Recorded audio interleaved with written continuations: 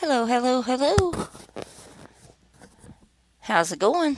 Did they meet face to face with Yahuwah, our Father, or his Father never been seen? John 5:37. And the Father himself, which has sent me, and has borne witness of me, ye have neither heard his voice at any time, nor seen his shape. But then we have in Genesis 32:30, and Jacob called the name of the place Peniel, for I have seen God face to face, and my life is preserved. Deuteronomy 5:23 and 25. But when you heard the voice coming out of the darkness, again there's that word darkness, and saw the mountain blazing with fire, all the leaders and heads of the tribes came to me, and they said, Yahuwah our Elohim has let us see how great and glorious he is. We've heard his voice from the fire. And today, we've seen that people can live even if Yahuwah speaks to them. Why should we die? This great fire will consume us. If we continue to hear the voice of Yahuwah our Elohim, we'll die. They knew the king being around him, he'd kill him. Exodus 33:11. And Yahuwah spoke to Moses face to face, as a man speaks to his friend. And he would return to camp, but his servant Joshua, son of Nun, a young man, did not leave the tent. So there you have it. Was it face to face or not face to face? And I can see, I watch the rabbis trying to tear down the New Testament. It shouldn't be too hard for them if they want to follow what's in the Old Testament to really trash the New Testament. But which one has the right message? It's pretty clear to me now. It's taken me a long time to get here to realize this, but there's a whole lot more too that I'm going to share with y'all. I have geography slides on the New Testament and the Old Testament. It all happened somewhere else besides Israel, which is really bizarre.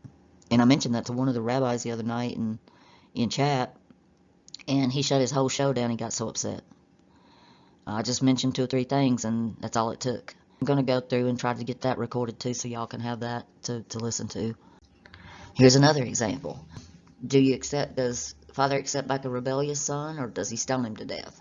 Which would he prefer? Deuteronomy 21:18. If a man have a stubborn and rebellious son, which will not obey his voice, or the voice of his mother, and when they have chastised him, and not hearkened unto them, then shall his father and his mother lay hold of him, and bring him out into the elders of the city, and unto the gate of his place, and they shall say unto the elders of the city, This is our son, is stubborn and rebellious. We will not obey our voice. He is a glutton and a drunkard. And then all the men of the city shall stone him with stones, that he die.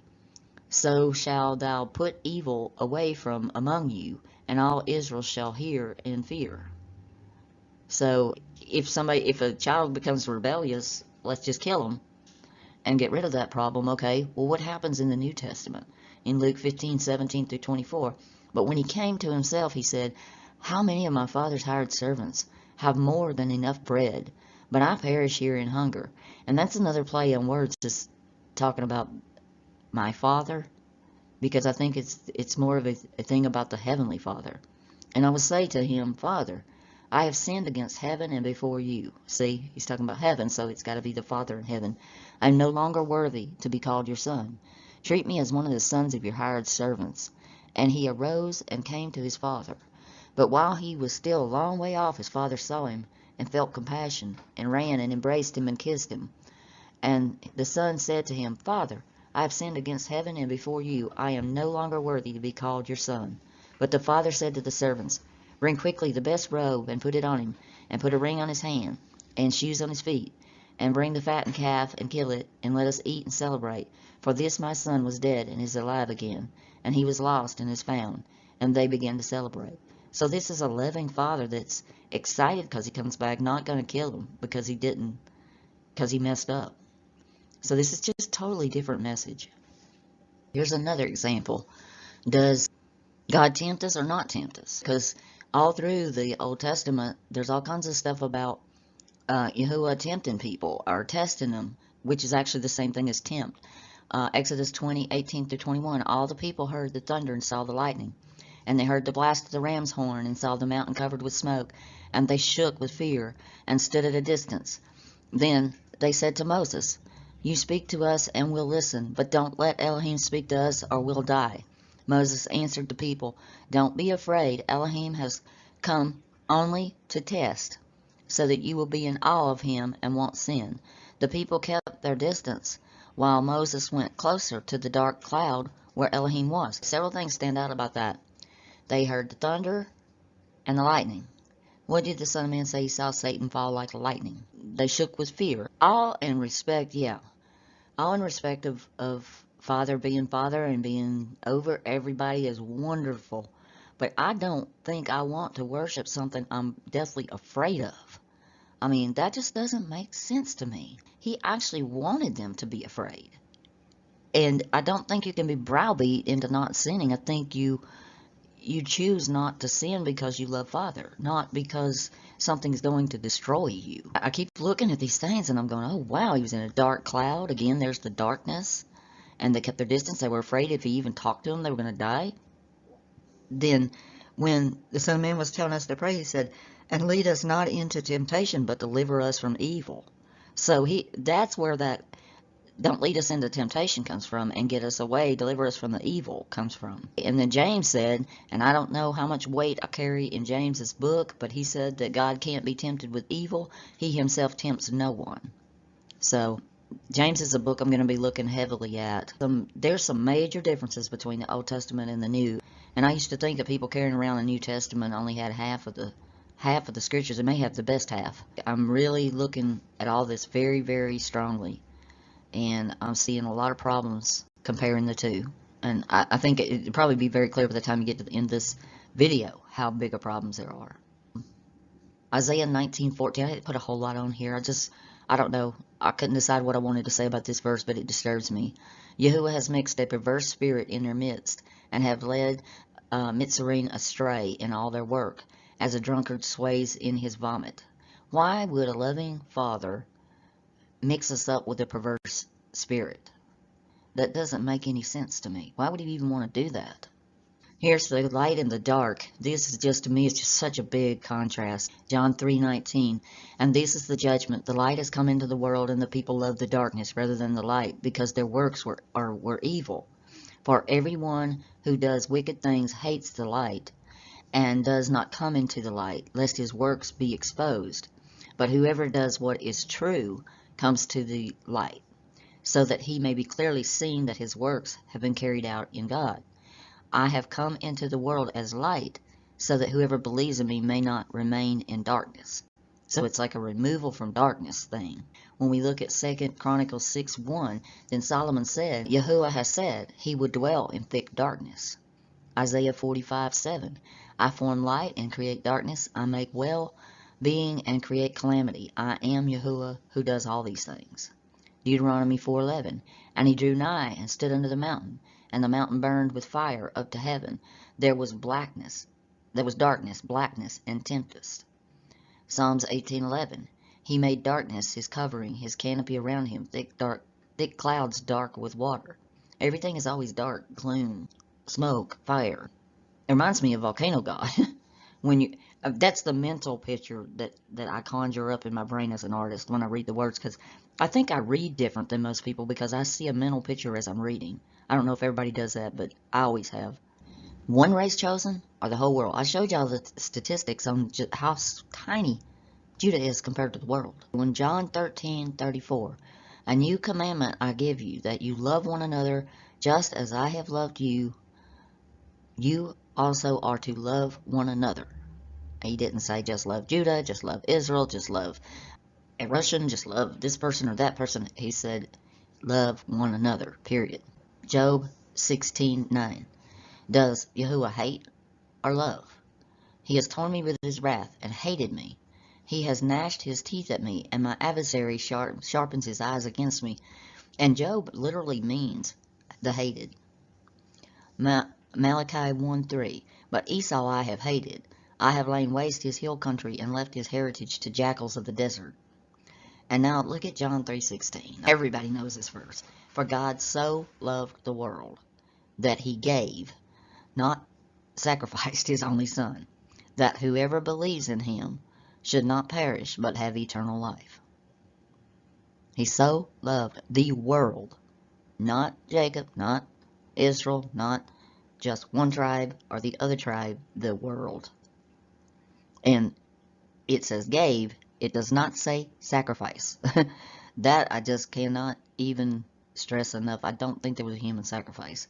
Deuteronomy 12:2. Completely destroy all the places the nations which you are dispossessing. Serve their mighty ones on the high mountains and the hills and under every tree. And then Deuteronomy 7:6. For you are a set apart people to YHWH your Elohim.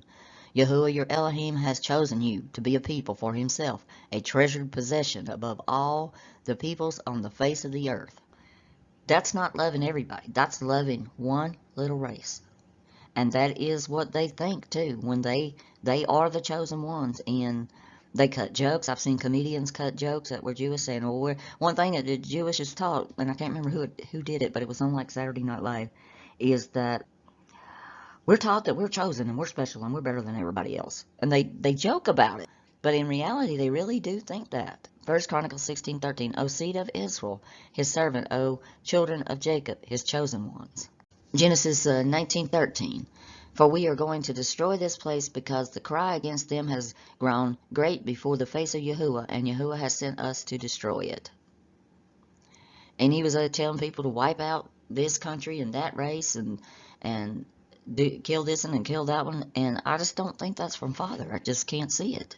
This one was the one that I love or hate. 1 John 4:16 says, we have come to know and believe the love that God has for us. God is love. And whoever abides in love abides in God, and God abides in him. So it's just love. And by this is love perfected with us, so that we may have confidence for the day of judgment, because as he is also, we are in this world. And there's a lot of talk between of this world and not being of this world, and that's important too. There is no fear in love, but perfect love casts out fear. For fear has to do with punishment, and whoever fears has not been perfected in love. So are you to fear YHWH? That has to do with punishment. And you hadn't been perfected in love if you're fearing something. We love because he first loved us. If anyone says, I love God and hates his brother, he's a liar. For he who does not love his brother whom he has seen cannot love God whom he has not seen. And this commandment we also have from him, whoever loves God must also love his brother. So you have to be a loving person. Now let's look at Hosea 9:14-15. YHWH give them what they deserve. Make the women miscarry. Going to cause women to miscarry, or else make them unable to nurse their babies. All Ephraim's wickedness began in Gilgal. I hate the people there. I will force them out of my temple because they are wickedness, and I won't love them anymore. All their officials are rebellious. And then again, we've got the Malachi 1:3, I hated Esau. The two don't go together. You can't love and hate at the same time. In heaven or not in heaven. Deuteronomy 30:11-12, for this is the commandment, it is not in heaven, that you should say, who shall go up and for us to heaven and bring it to us. Psalms 17:14, from men by your hand, O YHWH, from men of the world, whose portion is in this life.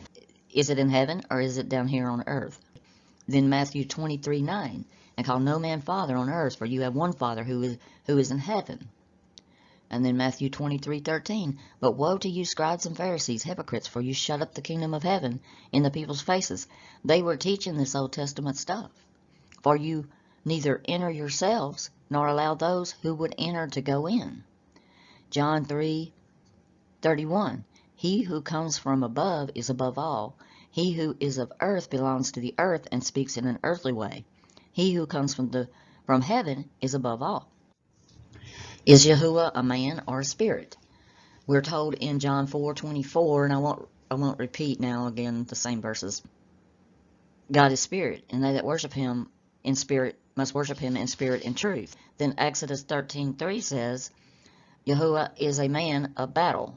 YHWH is his name. Clearly says he's a man, an ish in Hebrew, which is a man. This is a tough one. This is about the commandments, and this question has always puzzled me. When the Son of Man listed the commandments in Luke 18, he only listed, I think, 6. Let's see, do not commit adultery, do not murder, do not steal, do not bear false witness, honor your father and your mother. And the guy said, I have kept these from my youth. Well, then we have the 10 in Exodus 20. So I looked at Matthew 22, and it said, "You shall love the Lord your God with all your heart, and with all your soul, and with all your mind. This is the first and the great and first commandment, and the second is, you shall love your neighbor as yourself. On these two commandments depend all the law and the prophets." So I'm not sure if he was giving a different set of commandments or not, but it's something to consider about, something to think on. And it was really strange because when he gave him these, all the people were, that's when they saw the thunder, the flashes of lightning, the sound of the trumpet, and the mountain smoked, and Moses drew near to him in thick darkness where he was. So that makes me really suspicious about whether this is, I don't know. But it's something to think about. I just put it in here because it's something I am still thinking about. Who actually lied? This is unreal. Somebody asked me this, and they said, "You don't realize who lied in Genesis 2 and 3?" I said, "Well, the serpent, evident." "No, go read it. He didn't lie." And I'm like, "What?"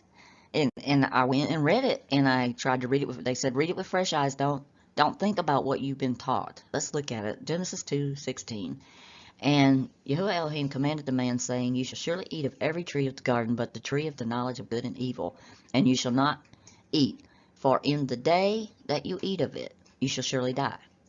But Elohim said, You shall not eat the fruit of the tree that is in the midst of the garden, neither shall you touch it, lest you die."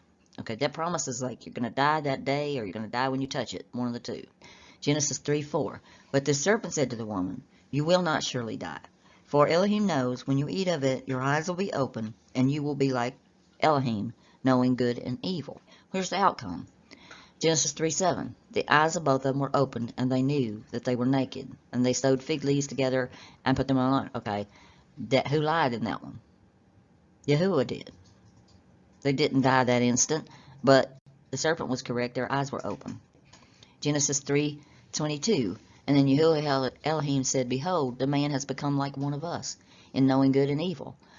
Now, lest he reach out his hand and take also of the tree of life and eat and live forever. And he drove out the man. At the east of the garden he placed a cherub and a flaming sword that turned every way to guard the way to the tree of life." So not only did they not die, their eyes were open, just like the serpent said. And then Yahuwah gets upset and says, "We got to cast them out, or they're going to take of the tree of life and live forever." Well, he never intended for them to live forever anyway then, if he didn't want them to eat the tree of life. Now, I'm not saying they didn't disobey, which they did, but I'm saying that it's kind of like what the Messiah said, "Be wise as serpents, but gentle as doves." Have the spirit to see what really happened here is what I think. And then the wisdom that the serpent was sharing was correct in this instance, because the outcome says that he told the truth and Yahuwah lied, which is really scary. Y'all can study that out. And that guy didn't do it for me. He just sat there and said, "Oh, go look at it real careful. You're not looking at it." And sure enough, I've done a whole video on this thing and did not realize that before. Are we to be captive or set free? Now, when we look at the Old Testament, Exodus 12:29, at midnight, Yahuwah struck down all the firstborn in the land of Egypt, and the firstborn of Pharaoh who sat on the throne, the firstborn of the captive who was in the dungeon, and the firstborn of the livestock. Deuteronomy 21:10. When you go out to war against the enemy, and Yahuwah your God gives you them into your hand, you take them captive. He's telling them to make prisoners of them. Exodus 12:29. I want you to really think about that. You killed all the firstborn. Is that an evil thing to do or a good thing? I'd call it evil. 2 Chronicles 28:5. Therefore Yahuwah gave him into the hand of the king of Syria, who defeated him, and took captive a great number of his people, and brought them to Damascus. He had also given the hand of the king of Israel, who struck him with great force. 2 Chronicles 28:8. The men of Israel took captive 200,000 of their relatives, women, sons, and daughters, and they took much spoil with them, and brought the spoil to Samaria. That's stealing. They took them captive, made them prisoners, and took their items. Jeremiah 24. For thus says Yahuwah, Behold, I will make you a terror to yourself and to all your friends. You shall fall by the sword of their enemy while you look on, and I will give all Judah into the hand of the king of Babylon. He shall carry them captive to Babylon, and shall strike them down with the sword. So he's going to let them be taken captive and be killed with the sword. Now, let's look at Psalm 66, 10 and 11. For you, O God, have tested us. You have tried us as silver is tried. You brought us into the net, and you laid a crushing burden on our backs. The testing, the tempting, and then the catching in the net and being captive. Job 19:6. Know then that Elohim has put me in the wrong and closed his net about me, got him captive.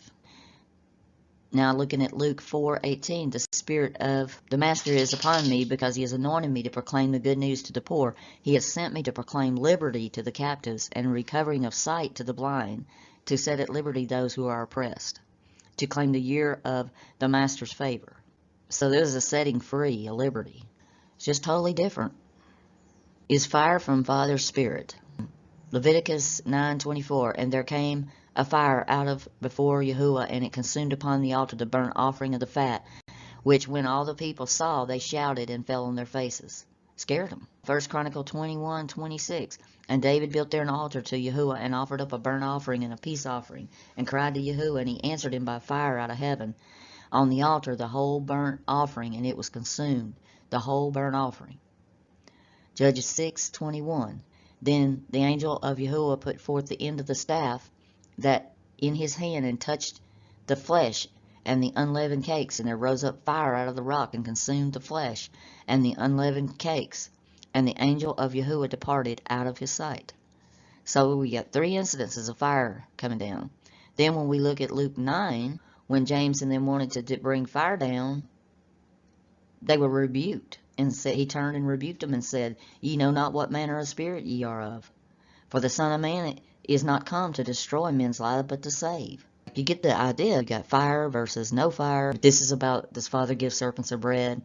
Where he says, will, in Luke 11, will instead of fish give them a serpent. And then it's in Numbers 21 where Yahuwah sends the poisonous snakes among the people and they bite them. And many of the Israelites died. And then he told Moses to make a snake. It's just such comparisons. Why would a supreme being need to repent? This has always bothered me. Why would he even need a house?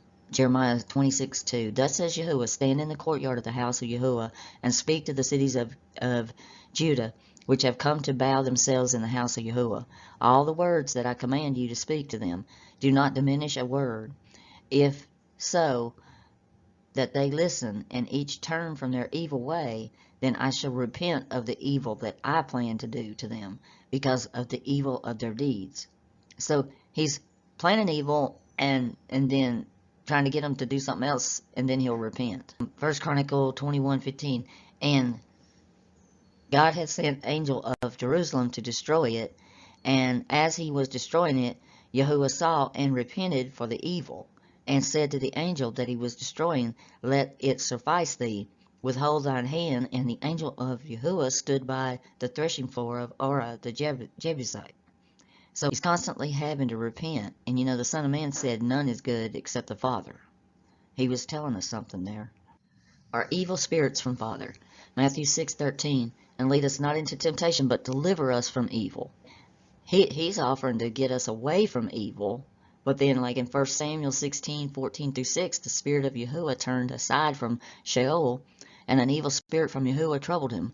And the servants of Sheol said to him, look now, an evil spirit from Elohim is troubling you.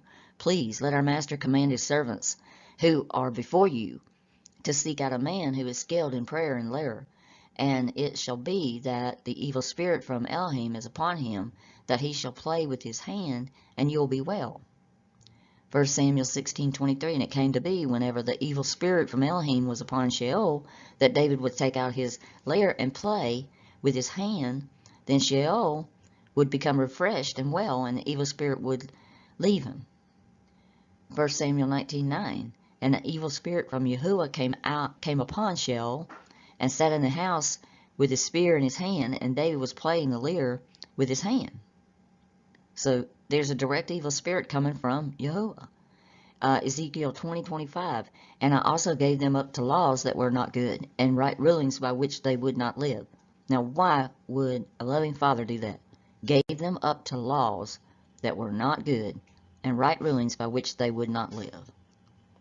And then 2 Samuel 12:11, thus says Yahuwah, see, I am raising up an evil spirit against you from your house, and it shall take your wives before your eyes, and give them to your neighbors, causing adultery. And he shall lie with your wives in the sight of his son, this son. That's just sick. Jeremiah 26:3. If so be they can listen and each turn from his evil way, then I shall repent of the evil I plan to do them, because of their evil of their deeds. So he's planning evil for evil. It's just nuts. When you really start looking at it, it's nuts. Does the Father send out truth or lies? John 14:16. And I will ask the Father, and he will give you another helper to be with you forever, the Spirit of the truth. I think that's what I'm beginning to really see. It's like I've moved through these progressions of seeing more and more and more. Whom the world cannot receive, because it neither sees him nor knows him. You know him, for he dwells with you, and will be in you. But the word that is written in their law must be fulfilled. They hated me without a cause. And notice there, right here, their law. I never noticed that before. And they hated me without a cause. And then John 15.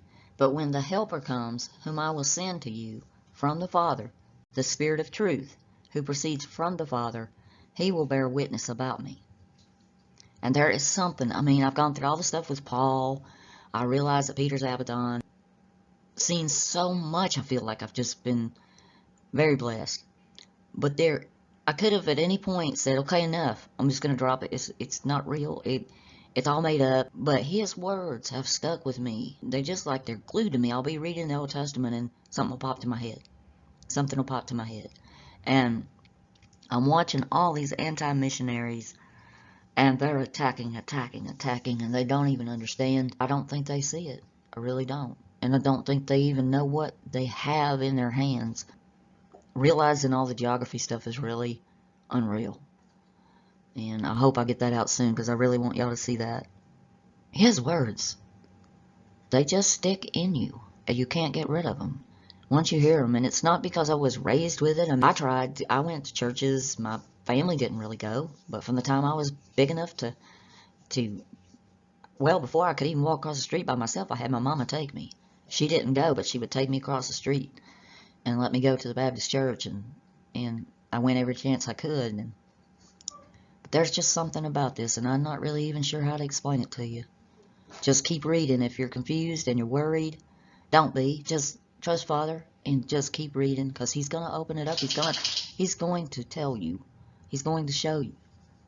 Okay, let's look at this now. So over here on the left is the New Testament. We've got all this truth coming from Father. Then on the right over here, we've got all these lying spirits and stuff coming out from Yahuwah. 1 Kings 22:22. And Yahuwah said to him, by what means? And he said, I will go out and will be a lying spirit in the mouth of all the prophets. And he said, you are to entice him, and he shall succeed. Go out and do so. Now therefore, behold, Yahuwah has put a lying spirit in the mouth of all your prophets, and Yahuwah has declared disaster for you. Why would that happen? These things, I'm going to be honest, these things have always bothered me when I read them. And now even more so. 2 Chronicles 18:21-22, and he said, I will go out and will be a lying spirit in the mouth of all the prophets. And he said, you are to entice him, and you shall succeed. Go out and do so. And now therefore, Yahuwah has put a lying spirit in the mouth of your prophets, and Yahuwah has declared disaster concerning you. And these are two accounts of the same thing on the right. Does Father do good or evil? Mark 10:18, and Jesus said to them, why do you call me good? No one is good except the Father. Matthew 12:35, the good man brings forth what is good from the good treasures of his heart, and the wicked man brings forth what is wicked from wicked treasures. John 10:32, Jesus answered them, I have shown you many good works from the Father. For which of them are you going to stone me? And then let's listen to a little bit of the Old Testament. Lamentations 3:37. Who was in that spoke, and it came to be, has Yahuwah not commanded it? Do not the evils and the goods come out of the mouth of the Most High? Jeremiah 26:2. Thus says Yahuwah, stand in the courtyard of the house of Yahuwah, and speak to the cities of Judea, which come to bow themselves in the house of Yahuwah, all the words that I have commanded you to speak to them. Do not diminish a word. If so, that they listen and each turn from his evil way, I shall repent of the evil I plan to do to them, because of the evil of their deeds. Deuteronomy 30:15. See, I have set before you today life and good, and death and evil. So he's setting before them both of them. Joshua 23:15.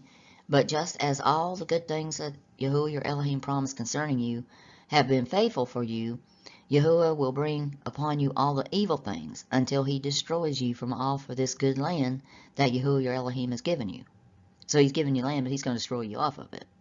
That's kind of like Moses. He wandered around doing everything Yahuwah wanted for 40 years in the wilderness, and then he was kept from going into promised land because he struck a rock twice instead of once, or something like that. If he couldn't make it, how will we ever make it? Judges 2:15. Wherever they went out, the hand of Yahuwah was against them for evil, as Yahuwah had spoken, and Yahuwah had sworn to them, and they were distressed greatly. So he went out as evil to them. And this is the part that really gets me. It sounds like, when I read Deuteronomy 32, that he actually set up this Catholic system that I have brought to light when I was doing other videos to destroy people. And that's what I mean. It's like I've seen the deception, but then I didn't see who caused it. And he said, let me hide my face from them. Let me see what their end is be. For they are a perverse generation, children in whom there is no trusting. They made me jealous with what is not El, and they provoked me with their worthless matters. But I made them jealous, by those who are no people I provoked them with a foolish nation. For a fire has kindled in my wrath, and burns to the bottom of Sheol or Saul, and consumes the earth and its increase, and sets on fire the foundations of the mountains. I gather evils upon them, I use my arrows on them, wasted by scarcity of food, and consumed by the heat and bitter destruction, and the teeth of the beast I send upon them, with the poison of serpents of the dust. The sword bereaves from the outside, and fear from within. Both young man and maiden, nursing child with a man of gray hairs. I said I would blow them away, I would make a remembrance of them to cease among men. If I did not fear the enemy's taunt, lest their adversaries misunderstand, lest they say, our hand is high, and Yahuwah has not done this. So it has to do with, he was afraid of the enemy's taunt. Why would a supreme being be afraid of an enemy? For they are a nation lost to counsel. There's no understanding in them. If they were wise, they would consider this. They would consider their latter end. How would one chase 1,000 and put 10,000 to flight unless their rock had sold them and Yahuwah had given them up? So they were just given away. For their rock is not like our rock. Even our enemies are our judges. Their vine is the vine of Sodom, and their fields of Amorah. And Amorah actually means Mary or Maria. Their grapes are grapes of gall. Their clusters are bitter. Their wine is the poison of serpents and the fierce venom of cobras. So if you hadn't figured it out, what he's talking about is the Catholic Church. Their fields are the fields of Mary, and their grapes are the grapes of gall that was given to the Son of Man. Their clusters are bitter. Mary literally means bitter or rebellion. Judges 6:20. And the angel of God said to him, take the meat and the unleavened cakes and put them on this rock, and pour the broth over them. And they did so. And the angel of the Lord reached out with the tip of the staff that was in his hand and touched the meat and the unleavened cakes, and fire sprang from it, the rock, and consumed the meat and the unleavened cake. And the angel of the Lord vanished from his sight. And it's just a lot of evil. A lot of evil. And I touched on this verse already in 2 Samuel 19:9. But the one thing I didn't say was, when you get on down here to verse 14, you know, he was going to give his wives to his neighbors, and they're going to lay with his wives, which is adultery. Okay, then down here, further down, he's going to kill his son. I mean, for his sin, he's going to kill David's son. Instead of hurting him, he's going to hurt an innocent child. Just doesn't make sense. This is another place where I saw that Yahuwah is compared to the Satan falling like lightning. 2 Samuel 22:8. And the earth was troubled and quaked. The foundations of heaven were confounded and torn asunder, because Yahuwah was wroth with them. And there went up smoke in his wrath, fire out of his mouth. It devoured, coals were kindled at it. And he bowed the heavens. Now I looked that word up, that's bent the heavens. And came down, was cast down, actually. When you look at the word in Thayer and all, and there was darkness under his feet. And when you look at the Hebrew, I was looking at there, this is the Greek version, but when you look at the Hebrew version, it says he was cast down and made to go on foot. Now this one says there was darkness under his feet. And he rode the cherubs and did fly, and was seen upon the wings of the wind. And he made darkness his hiding place, his tabernacle round about him was darkness of water. He condensed it with the clouds of the air. At the brightness before him coals of fire were kindled. And Yahuwah thundered out of heaven, and the Most High uttered his voice. See, this shows two different people. Yahuwah thundered out of heaven, and the Most High uttered his voice. And he sent forth arrows and scattered them, and he flashed lightning and dismayed them. I think he was directly, when he said, I saw Satan fall like lightning, he was directly talking about that. Then in Zechariah 9:14 it says, and Yahuwah shall appear for them with his arrows and go forth like lightning. And the Master Yahuwah sound the shofar, and shall go with the whirlwinds of the south. This is stuff you really need to study out, because I really think this is correct what I'm showing y'all.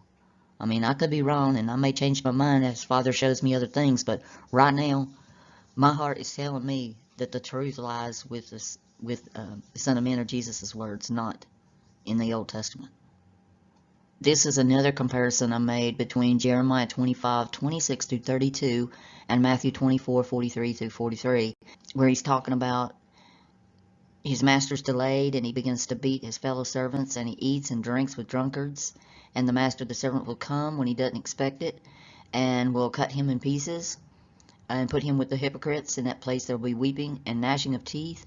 Okay, when you look at Jeremiah, the kings of the north, far and near, one after another, and the kingdoms of the world that are on the face of the earth, and after them the king of Babylon shall drink, and then you shall say to them, thus says Yahuwah of hosts, the Elohim of Israel, drink, be drunk, and vomit, and fall and rise no more. So it's the same weird thing about drinking and cutting in pieces. And if they refuse to accept the cup from your hand to drink, then you shall say to them, thus says Yahuwah of hosts, you must drink. And behold, I begin to work disaster in the city that is called by my name. You shall not go unpunished, for I am summoning a sword against all the inhabitants of the earth. Again, he's going to wipe out everybody, declares Yahuwah of hosts. You therefore shall prophesy against them all these words which I say to you. Yahuwah will roar from on high in his holy habitation, and utter his voice. He will roar mightily against his fold, and shout like those who tread grapes, against all the inhabitants of the earth. The clamor will resound to the ends of the earth. For Yahuwah has an indictment with the nations. He will enter into judgment with all flesh, and the wicked will be put to the sword, declares Yahuwah. Thus says Yahuwah of hosts, behold, disaster is going forth from nation to nation. The great tempest is swirling from the farthest parts of the earth. And see, Revelation 14:10 says, he also will drink the wine of Yahuwah's wrath, poured out full strength in the cup of anger, and he'll be tormented with fire and sulfur in the presence of the holy angels and the presence of the Lamb. So this is just a lot to take in, a whole lot. In this verse, Yahuwah literally orders cannibalism. Leviticus 26:29, and ye shall eat the flesh of your sons, and the flesh of your daughters you shall eat. And I shall destroy your high places, and cut down your sun pillars, and put your carcasses on the carcasses of your idols. And my beings shall loathe you, gonna hate you. I shall make them eat flesh of their sons, and the flesh of their daughters, and the one another's flesh, in the siege and their distress, with which their enemies and those with them seek their lives, distresses them. And when I looked at my being shall loathe you. Well, being is a living being, like a person. So could he be a deity when he's calling himself a being? There's a lot of problems in here. This is the Jewish morning prayer. It sounds like exactly what the Son of Man was warning about. Luke 18:9, and he told this parable to some of his who trusted in themselves, and they were righteous, and treated others with contempt. 2 men went into the temple to pray, one a Pharisee and the other a tax collector. The Pharisee, standing by himself, prayed thus, God, I thank you that I am not like other men, extortionists, unjust, adulterers, or even like tax collectors. I fast twice a week, and I will give tithes and all that I get. But the tax collector, standing far off, would not even lift up his eyes to heaven, but beat his breast, saying, God, be merciful to me, a sinner. I tell you, this man went down to his house justified rather than the other. For everyone who exalts himself will be humbled, but the one who humbles himself will be exalted. This is what most Jewish people pray from their Jewish prayer book, and if I scroll over it, you can see it's from myjewishlearning.com. Liturgical Prayers, the Siddur Prayer Book. This is what they say: Blessed are you, O God, King of the universe, who has not made me, and conclude respectively a goy, which means a Gentile, they say, a slave, or a woman. And this has been done since iniquity on down, so this was probably being done when these other words were spoken also. And that's just sad. And goy is actually Abram's people, because goyim is the descendants of Abram. It can also be a general term for people. I think it was Spanish in origin. Okay, this is the last slide. And this is what I see when I read, and it just scares me to death. I think that he was warning and warning and warning, and everybody was not paying attention. In John 1:12 through 13, the correct path to the Father is what I call this. But to all who did receive him, who believed in his name, he gave the right to become children of God, who were born not of blood, you got blood and blood, nor of the will of the flesh, flesh and flesh, but of God. Very simple statement. And then see, Paul contradicts that, because he says that therefore be imitators of God as beloved children, walk as Christ has gave up a fragrant offering of sacrifice to God. I don't think he was a sacrifice. I think Paul and them made that up. I think he was murdered. And he was murdered because he was telling them what they were worshiping was wrong. Exodus 29:15. And thou shalt also take one ram, and Aaron and his sons, and put their hands on the head of the ram. And thou shalt slay the ram, and thou shalt take the blood and sprinkle it around on the altar. That's what he's doing here. He's putting the blood on the altar horns. And they shall cut the one ram piece, and wash the innards of him and his legs, and put it in the pieces unto his head. And thou shalt burn the whole ram upon the altar, a burnt offering unto Yahuwah, a sweet savory, an offering made by fire unto Yahuwah. And this is modern day Jew here doing this. And this is what the Catholic Church sees. They're filling the cup out of him. I'm going to leave it here, and I'll do some more follow-up videos. I'm just going to be in prayer to the Father that people's eyes see and that their ears hear, and that we're not deceived, that we walk in the light and not the darkness.